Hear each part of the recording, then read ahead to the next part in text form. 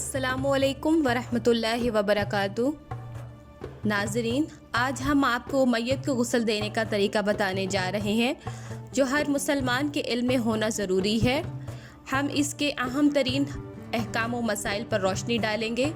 उससे पहले अगर आपने अब तक चैनल को सब्सक्राइब नहीं किया तो हमारे चैनल दीन दुनिया रहबर को सब्सक्राइब कीजिए और बेल नोटिफिकेशन को प्रेस करना मत भूलिएगा ताकि हमारी आने वाली हर वीडियो को नोटिफिकेशन सबसे पहले आपको मिल सके। नंबर 1, मैयत की तजहीज़ व तकफ़ीन फ़र्ज़ है। रसूल अल्लाह सल्लल्लाहु अलैहि वसल्लम ने फरमाया, इसे पानी और बेरी के पत्तों के साथ गुस्ल दो और इसे कफन दो। तजहीज़ व तकफ़ीन करने वालों की फ़जीलत। रसूल अल्लाह सल्लल्लाहु अलैहि वसल्लम ने फरमाया, जिसने किसी मुसलमान मैयत को गुस्ल दिया और उसके ऐबों को छुपाया, अल्लाह ताला इसे 40 मरतबा माफ़ फरमाता है। और जिसने कब्र खोद कर मैयत को दफन किया, इसके लिए इतना सवाब है जैसे इसने किसी को क़यामत तक रिहाइश फराहम कर दी। और जिसने इसे कफन पहनाया तो अल्लाह ताला क़यामत के दिन जन्नती रेशम का लिबास पहनाएगा। नंबर 2, अंगूठी और घड़ी वगैरह हो तो वो उतार ली जाए। मैयत के जिस्म पर नाभ से घुटनों तक कोई कपड़ा डाल दें, फिर इसके कपड़े उतार दें। दौराने गुस्ल में सिवाय मजबूरी के मैयत की शर्मगाह पर नज़र ना पड़े और ना कपड़े के बगैर हाथ लगे।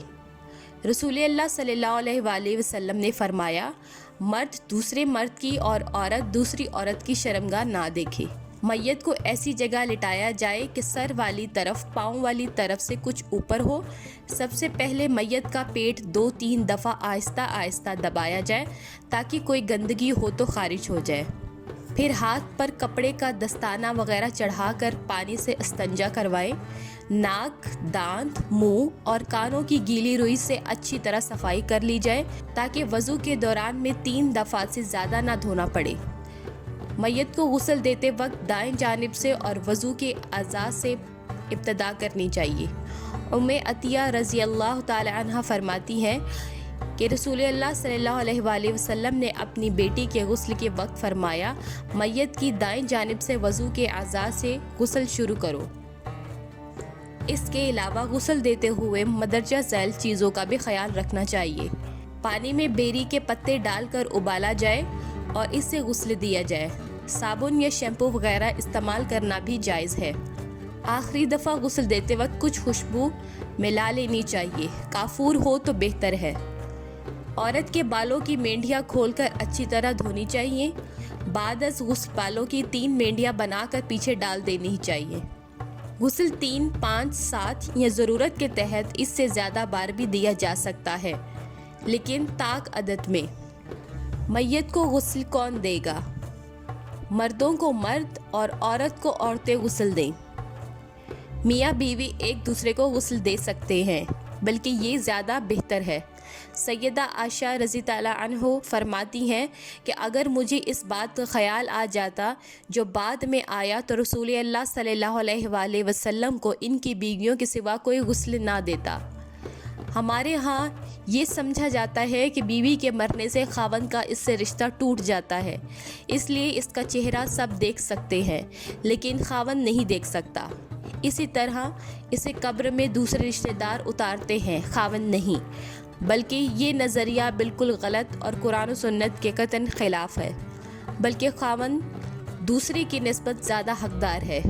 मैयत को गुस्ल वो शख्स दे जो ज़्यादा करीबी रिश्तेदार हो, क्योंकि रसूल अल्लाह सल्लल्लाहु अलैहि वसल्लम को करीबी रिश्तेदारों ने ही गुस्ल दिया था। नंबर 3, मैयत के अयूब लोगों में बयान करना हराम है। रसूल अल्लाह सल्लल्लाहु अलैहि वसल्लम ने फरमाया, जो शख्स मैयत को गुस्ल दे और इसके ऐबों को छुपाए, अल्लाह ताला इसे 40 मरतबा मुआफ़ करता है। मैयत को गुस्ल देने वाला गुस्ल करे, जबकि उठाने वाला वज़ू करे तो बेहतर है। फरमाने नबी सल्लल्लाहु अलैहि वसल्लम है, मैयत को गुस्ल देने वाला गुस्ल और उसे उठाने वाला वज़ू करे। और आप सल्लल्लाहु अलैहि वसल्लम ने यह भी फरमाया, मैयत को गुस्ल देने वाले पर गुस्ल करना ज़रूरी नहीं है, क्योंकि मुर्दे नजिस नहीं होते, बस अपने हाथ धो लो, यही काफ़ी है। हाजी का गुस्ल। احرام میں فوت ہونے والے کے جسم یا کفن کو خوشبو نہ لگائی جائے۔ ارشاد نبوی صلی اللہ علیہ وآلہ وسلم ہے، اسے پانی اور بیری کے پتوں سے غسل دو اور اسے 2 کپڑوں میں کفن دو۔ اسے خوشبو نہ لگانا اور نہ اس کے سر کو کفن میں ڈھانپنا، یہ قیامت کے دن تلبیہ کہتا ہوا اٹھے گا۔ شہید کا غسل۔ مارکہ کے شہداء کو غسل نہیں دیا جائے گا بلکہ خون تک نہ صاف کیا جائے گا۔ رسول اللہ صلی اللہ علیہ وآلہ وسلم نے احد کے دن فرمایا، ان کو ان کے خون میں ہی دفن کرو، یعنی یوم احد کا واقعہ ہے اور انہیں غسل نہیں دیا گیا۔ بعض علماء کا خیال ہے کہ اگر کسی شہید پر غسل جنابت فرض ہو تو اسے غسل دیا جائے گا، جیسا کہ رسول اللہ صلی اللہ علیہ وآلہ وسلم نے سیدنا حنظلہ بن عبداللہ کے متعلق فرمایا، تمہارے ساتھی کو فرشتے غسل دے رہے ہیں۔ اس کی بیوی سے اس کے متعلق دریافت کیا تو پوچھنے پر اس نے کہا، یہ اعلان جہاد سنتے ہی نکل گئے تھے، حالانکہ وہ اجنبی تھے۔ تو آپ صلی اللہ علیہ وسلم نے فرمایا، اسی لیے فرشتوں نے اسے غسل دیا ہے۔ ان کی یہ بات درست نہیں، کیونکہ فرشتوں کے غسل دینے سے یہ ثابت نہیں ہوتا کہ انسان بھی اسے غسل دیں گے۔ پھر صحیح حدیث ہے کہ آپ صلی اللہ علیہ وآلہ وسلم نے فرمایا، شہداء کو غسل نہ دو، کیونکہ قیامت ان کے ہر زخم یا ہر خون سے مشک خوشبو پھوٹ رہی ہوگی۔ نمبر 4، کفن دفن کا انتظام میت کے مال سے کرنا چاہیے۔ اگر کوئی شخص اپنی طرف سے میت کو کفن دے تو بھی جائز ہے، جیسا کہ رسول اللہ صلی اللہ علیہ وآلہ وسلم نے اپنی بیٹی کے کفن کے لیے اپنی چادر عطا کی تھی۔ کفن کے اوصاف۔ کفن اچھا اور جسم کو صحیح طرح چھپانے والا ہونا چاہیے۔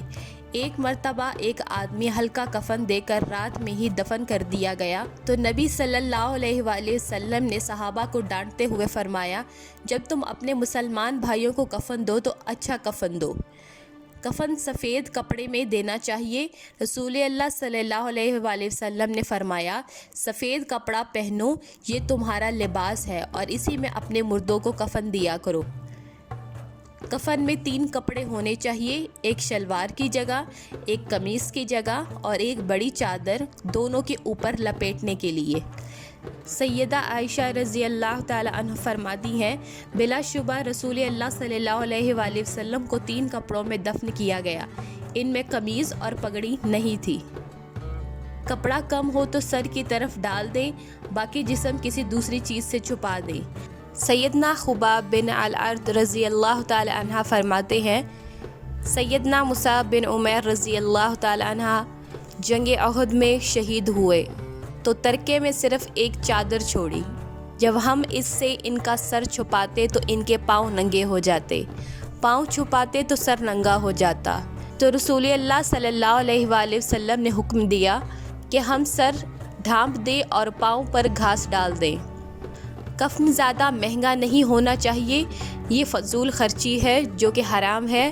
ارشاد باری تعالی ہے، اور تم فضول خرچی نہ کرو کیونکہ فضول خرچی کرنے والا تو شیطان کے بھائی ہیں۔ پرانے کپڑوں میں بھی دفن کیا جا سکتا ہے، جیسا کہ سیدنا ابو بکر رضی اللہ تعالی عنہ نے پرانے کپڑوں میں کفن دینے کی وصیت فرمائی تھی۔ عورت کا کفن۔ عورت اور مرد کے کفن میں کوئی فرق نہیں ہے، کیونکہ عورت کے لیے علیحدہ کفن کا ذکر کسی صحیح حدیث سے ثابت نہیں۔ اجتماعی کفن۔ اگر فوت شدگان زیادہ ہوں اور کپڑا کم ہو تو ایک کفن میں زیادہ لوگوں کو بھی دفن کیا جا سکتا ہے۔ سیدنا جابر رضی اللہ تعالی عنہ فرماتے ہیں، نبی اکرم صلی اللہ علیہ وآلہ وسلم نے شہدائے احد کے 2 آدمیوں کو ایک کپڑے میں کفن دیا۔ شہید کا کفن۔ شہید کو کفن دینے کی ضرورت نہیں، تن کے کپڑوں میں دفن کیا جائے گا۔ نبی صلی اللہ علیہ وآلہ وسلم نے فرمایا، انہی کے کپڑوں میں لپیٹ دو۔ اگر کفن میسر نہ ہو تو شہید کو کپڑوں سمیت کفن دیا جا سکتا ہے، جیسا کہ رسول اللہ صلی اللہ علیہ وآلہ وسلم نے شہدائے احد کے 2 آدمیوں کو ایک کپڑے میں کفن دیا۔